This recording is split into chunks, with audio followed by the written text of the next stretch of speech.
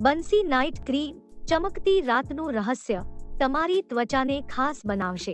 આપણી ત્વચા એ જ આપણી ઓળખ છે અને ચમકતી રાતો માટે અમે ખાસ બંસી નાઇટ ક્રીમ લઈને આવ્યા છીએ જે તમારા નજીકના સ્ટોર પર પણ ઉપલબ્ધ છે. બંસી નાઇટ ક્રીમનો ઉપયોગ કરવાના ફાયદા શું છે?